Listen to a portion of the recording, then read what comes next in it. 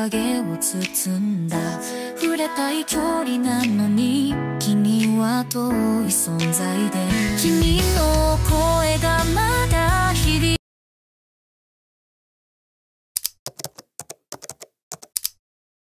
Konnichiwa! It's me, Doc Sami, and good morning from Japan. O, diba, taray? Today is a day na gagala na naman tayo around Japan and pupuntahan natin yung mga places na hindi naman napuntahan dito sa Japan. So, today guys, meron kaming joint tour. Yes, magtutour tayo outside Tokyo and we will be going to Nikko. So, naka-join ako ng tour kasi nag-post ako sa Facebook, sa Japan Dummies na group, kung mayroon bang tour for Fuji. So, may nag-comment, pero yung schedule namin hindi swak sa Fuji. Pero today, swak na swak, pero Nikko. So, sa Nikko ako pupunta, hindi sa Fuji. So, yan, we will be going to Nikko today. It's my first time to go to Nikko, and sabi nila maganda daw doon, kaya pupuntahan natin for today's tour here in Japan. Ganda guys, kasi pipick upin kami dito sa aming hotel. Kaya, iniantay na lang namin na makarating sila dito para go na tayo sa ating tour. So, nag-breakfast na lang kami sa loob, like yung binili namin kahapon sa Family Mart. Yan yung kinain namin. This is our neighborhood. Yan, today is a beautiful day here in Japan. Okay. Iga. Ang lamig. So we're just waiting na dumating sila and punta muna kami ng 7-Eleven para mag-buy ng food na babaonin namin. Saktong 8:20 AM ay dumating na sila Ma'am Angel and Sir Benji para sunduin kami sa aming hotel. For this trip, we will be traveling for around 2.5 hours going to Nikko, Japan. If bet niyong puntahan ito, pwede namang mag-DIY and sumakay lang kayo ng train. However, on our case, since naka-avail kami ng joint tour, ay dito na kami sa mas komportable and convenient na pagpunta sa Nikko. 9 AM ay nakarating na kami dito sa aming first stop, which is ang Edo Wonderland. Sakto lang yung pagdating namin dito kasi kaka-open lang ng Edo Wonderland. Dito na din kami bumili ng ticket and we paid around 5,800 yen per adult. If gusto nyong mag-pre-book, mayroong available na to sa Klook, which is mas mura ng konti. Nasa around 49 hectares or mahigit 11 times bigger than Tokyo Dome etong Edo Wonderland. Kaya tip ko sa inyo ay mas magandang pumunta kayo dito ng maaga and plan well your itinerary inside the park.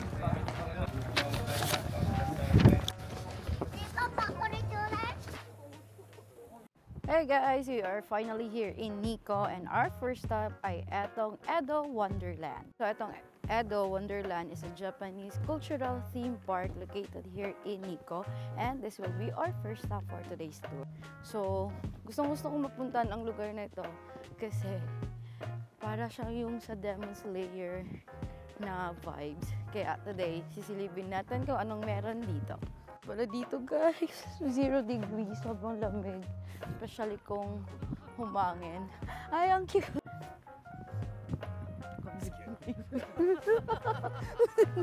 Ay, ganun.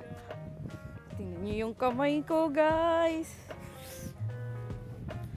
Yan na. Nasa Bukana pala to ng Edo Wonderland pero dito palang ibang-iba na talaga ang vibes. Edo Wonderland is a Japanese cultural theme park showcasing Edo period. Masik kami sa loob. May warmer. Grabe, tingnan niyo yung place, guys. Ang ganda.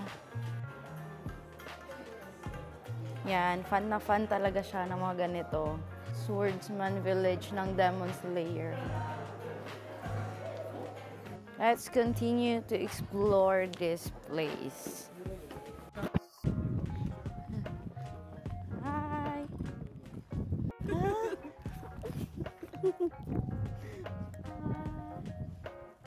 Thank you. Thank you. Cute. Kawaii. This theme park is dedicated to bringing visitors the culture and atmosphere of Edo period.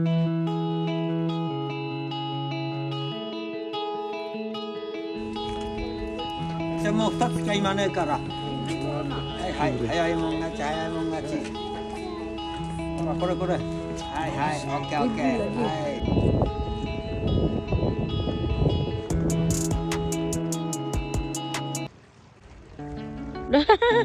Cute.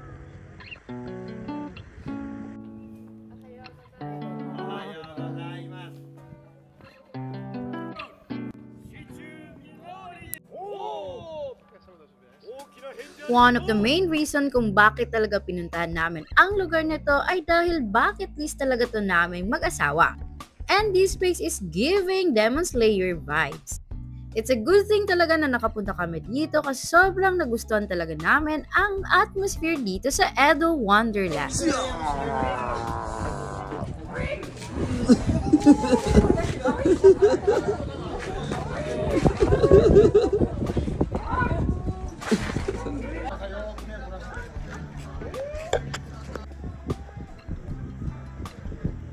Aside sa sightseeing and pictorial ay marami ding mga activities and mga shows ang pwede nyong puntahan at gawin dito sa Edo Wonderland. So may mga shows pala dito guys. 10:55 AM yung titingnan naming show. Hello. Thank you.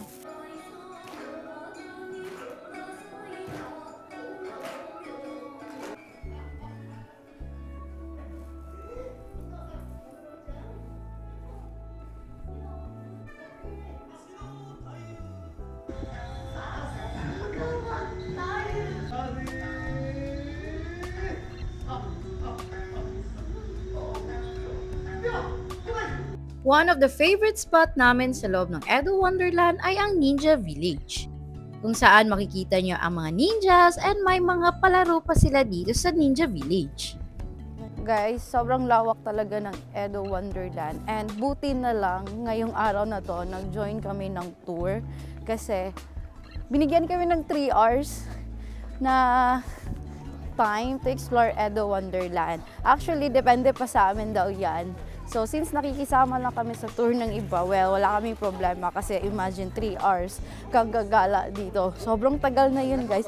And sobrang maganda kasi hindi ka magmamadali. Super thankful talaga ako kay na Ma'am Angel na nakilala ko sila at nakasali kami sa kanilang tour dito sa Nico and napuntahan namin itong isang iconic spot here which is ang Edo Wonderland. Marami namang kainan sa loob ng Edo Wonderland pero ginawa namin ay kinain na lang namin yung baon namin from 7-Eleven. Balance travel talaga ang tawag dito, buying expensive tickets, pero yung pagkain ay mura, ganun pa man ay sobrang nag-enjoy pa rin kami sa aming gala dito sa Japan. By the way guys, kung gusto nyo pala na ma-feel talaga na isa kayong Edo citizen dito sa Japan, meron pala silang meron sila ditong pinaparentahan na ninja attire.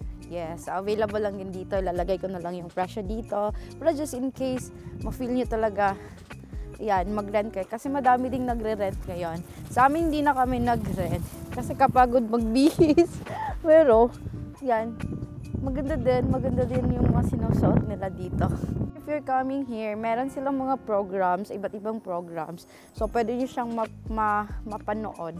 Basta, alam nyo lang kung ano yung oras. Kaya check nyo always yung time para makaabot kayo. So, isang show pa lang yung napanood namin, guys, which is yung Courtesan show kanina. So, ito pala yung commercial district ng Edo Wonderland kung saan makikita nyo napakaraming shops and kainan. Yes, yung nakikita nyo ganyan, guys, kainan yan. So, pwede kayo ditong kumain din kung gusto nyo. Yes, sasata. Regalo na yung mukha ng dala. Premyo.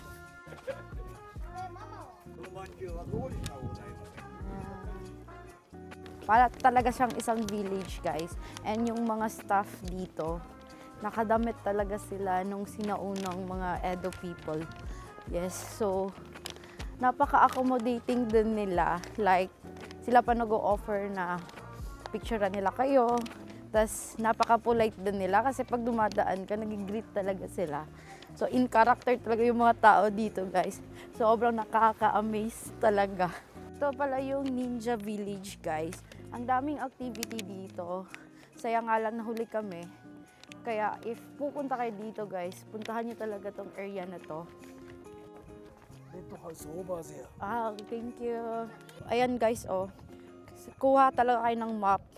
Then makita nyo yung mga activities na pwede nyo magawa dito. Dito sa Ninja Village, may ninja training, may mechanical maze. Ang dami talaga guys, and free lang ito. Ito. Magiging isa siyang ninja for today.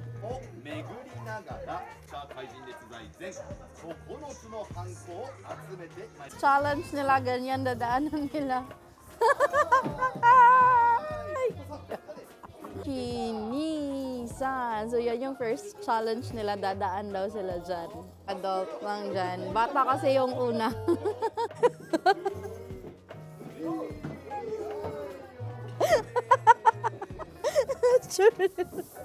Hey, nakakuha siya ng isang stamp.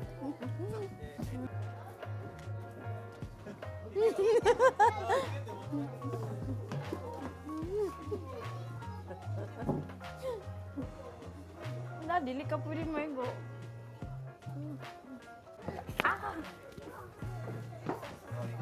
Oh, naigo ko?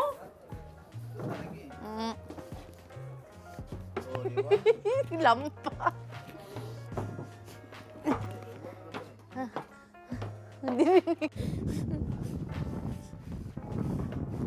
In character man kayo.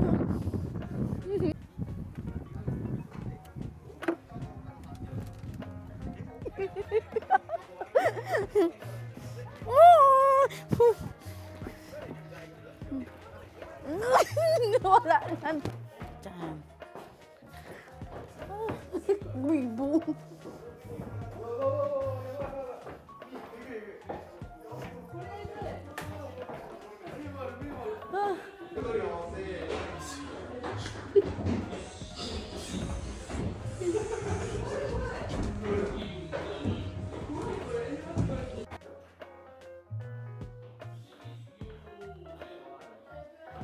My God guys, di ko kaya yan guys, nahihila ko. Parang nakakahilo talaga tingnan. Yan mo. Oh.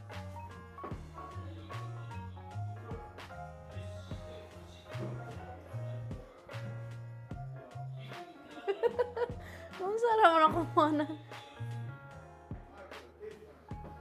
Oh. Nakakahilo talaga. So, yan yung exit dun guys. Pero meron pa sa taas. Hindi ko na talaga kayang pasukin yan guys. Kasi nakakahilo talaga. So, hindi ako pwedeng maging ninja. Saka napakahangin dito ngayon. Time check 12 noon. Ang dami na naming nagawa guys. 9:30 kami dito and then 12 noon. Sobrang dami naming nagawa dito sa Edo Wonderland. Kaka-enjoy talaga.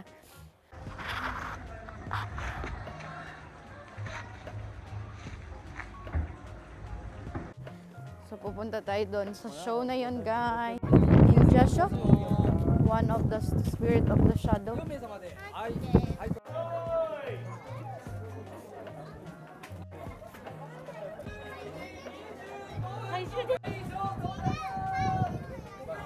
So guys, tapos na kaming manood ng ninja show and good siya guys. Kaka-amaze talaga yung ninja nila dito sa Japan. Time check, magwa 1 PM na and we are going back na sa parking lot kasi aalis na kami dito sa Edo Wonderland. Grabe, I can't believe nakapunta kami dito. Kasi actually, bucket list talaga to ng husband ko. Since fan na fan siya ng Demon Slayer. So, gusto niya ako mapuntahan to. Tapos lately, nanood ako ng Demon Slayer. Season 1, 2. So, ang ganda ng Demon Slayer. Kaya talaga, naging bucket list na namin dalawa tong Edo Wonderland. Naging, tayo na. Napaka worth it guys. Grabe talaga. Parang mafe-feel mo talaga yung sinaunang Japan dito. Yan, tingnan nyo, parang akong naglalakad sa, ayan, sinaunang Japan. So this is Edo period and I am so happy na na-experience ko dito sa my Edo Wonderland. We're on to our next spot here in Nico. Let's see kung saan tayo dadalhin. From Edo Wonderland ay mahigit na 1 hour daw yung biyahe going to our next stop. Grabe, along the way, sobrang ganda ng view na natatanaw namin. And take note na medyo paangat at curve yung daan, kaya good luck sa mga biyahilo. Sabi nung doon sa ako dati. Pero kasi parang may trip. Dahil may CR break ay nadaanan namin etong spot na to. Sobrang ganda talaga guys at nakaka-amaze matingnan ang ganito kagandang view.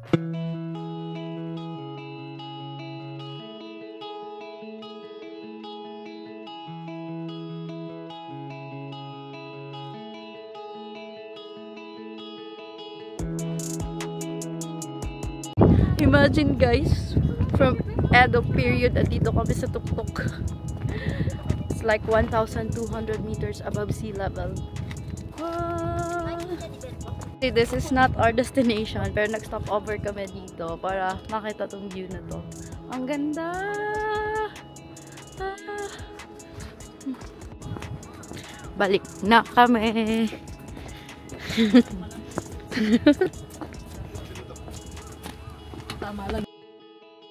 Eto talaga yung pinunta namin dito for our next destination is ang Lake Chuzenji. Tinatawag pala itong Sea of Happiness and it's Japan's highest lake located west of Nikko. Meron kaming short stop dito para mag-pictorial at masilayan kung gaano kaganda ang Lake Chuzenji. So we are here sa ating next stop. Ito talaga yung pinunta namin guys, etong Lake Chuzenji. Ang ganda! Nakaka-inlove yung view. I recommend talaga na puntaan yung Nikko guys. Kahit mahirap punta, i-DIY. Go! Mag-tour kayo. Or aralin yung i-DIY to.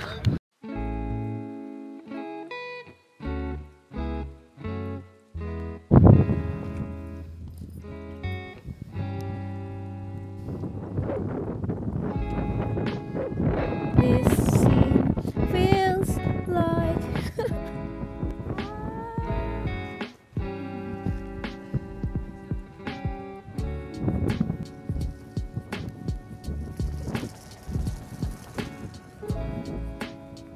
Literal na Sea of Happiness talaga dito sa Chuzenji kasi sobrang ganda ng view na nakaka-happy talaga. Di na din kami nagtagal dito kasi meron pa tayong next na pupuntahan. sobrang lamig. So we are here at Kegon Waterfalls. Malapit lang siya dun sa may Lake Chuzenji. Yan, 5 minutes drive lang. And we are here, which is sobrang lamig. Ah, go! Nikko National Park. 70 stairs. Ah, 70 stairs. Yung sa Turing na 400. Kaya ayoko, di ba? Kaya ayoko. Meron palang bayad ang pagsakay sa elevator which is around 600 yen. thank you po. No, ang ganda.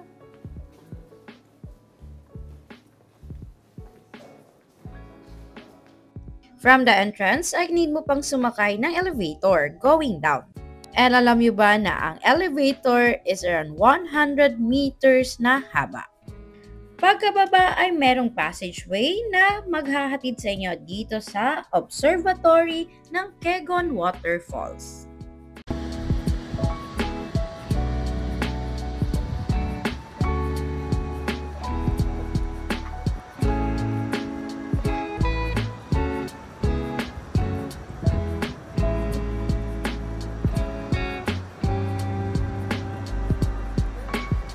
Yes, ganito kaganda ang view ng Kegon Waterfalls dito sa Nikko. Ang Kegon Waterfalls or Kegon no Taki is the famous waterfalls here in Nikko. And actually, it is one of the most beautiful falls here in Japan. Alam niyo ba na ang Kegon Waterfalls is the only exit ng tubig from Lake Chuzenji. And sabi nila mas maganda daw ang view dito during autumn. But for me, napaka-magical din ng view during winter.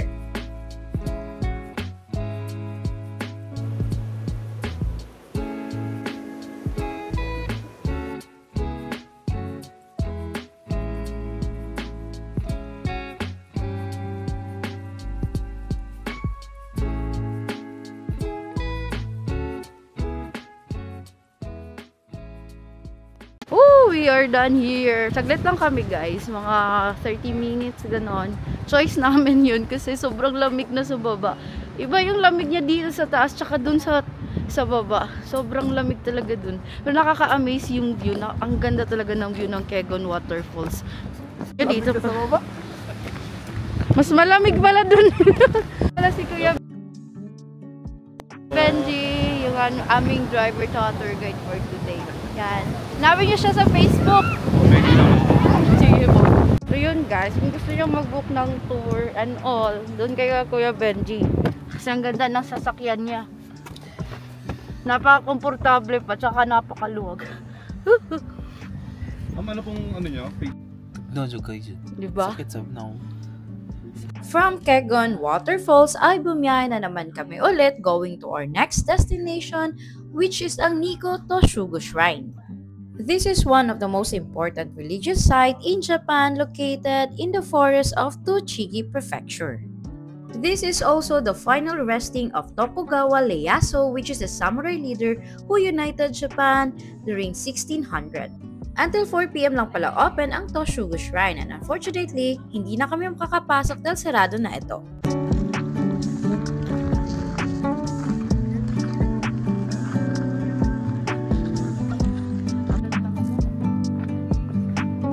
Parang mas matanda pa sa akin.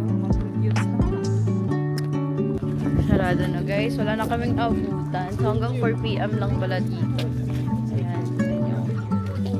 So dito na lang kami sa labas, which is makikita nyo yung 5-story pagoda. Abi yung lamig.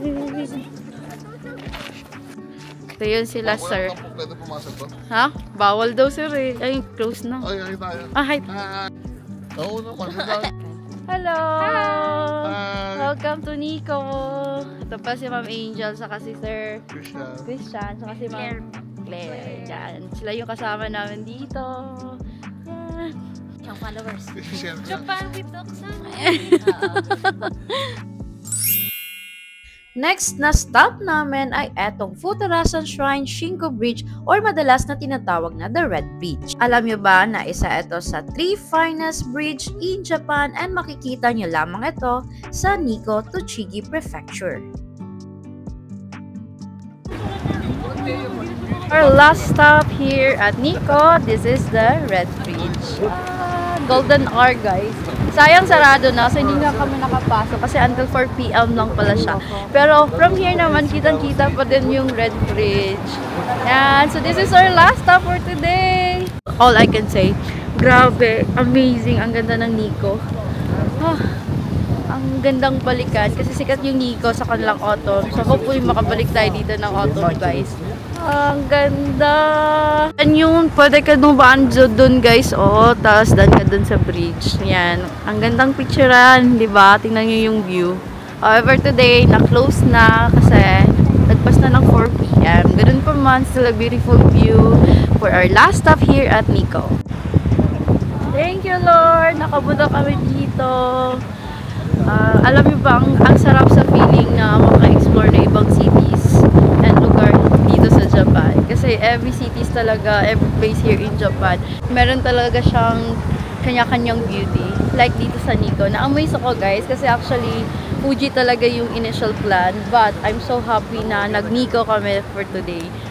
So aside sa beautiful spots and lugar, I'm so happy na nakakilala ko ng mga mababait na tao. Like sina Ma'am Angel, Sir Christian, and Ma'am Claire, and also Sir Benj. Ayan. Sana makabalik tayo dito. Soon! Tugnaw na siya.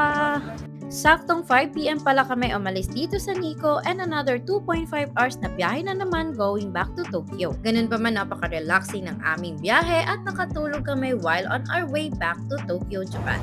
So guys, we are back here sa Tokyo, sa aming place, dito sa Mainipori. Tapos din-wrap up kami sa aming hotel. Meron kami nakitang kainan. So, kakain muna tayo ng dinner and time check, it's 8 PM na. So, 8 PM na nga kami nakarating dito. Kasi malayo siya guys, like it's 2.5 hours na biyahe, diba? And so far sa biyahe naman, nakatulog kami and komportable kami kasi sobrang luwag ng car ni Sir Benj talaga. Napaka-smooth lang ng biyahe, napaka-swabe niyang mag-drive, and yeah, komportable talaga. But today, hindi kami napagod. Sobrang relaxing na activity namin today. Like, ang saya talaga pag mag-tour. Grabe. Yung tour na hindi ka nagmamadali, guys, and yan yung nangyari sa araw namin today. Imagine traveling to Nico, ang layo nun, guys, pero hindi kami pagod. For our dinner ay dito kami kakain sa isang local restaurant na nadaanan lang namin. Malapit lang ito sa aming hotel and pansin namin sobrang dami ng mga locals ang pumipila dito. Soba ramen pala yung binebenta nila dito and ang maganda kasi ang daming mga toppings na pwede mong pagpilian. One of my Japan tips talaga ay kumain kayo sa mga local restaurants na mostly locals din yung kumakain. Kasi everywhere in Japan masarap talaga yung meals nila.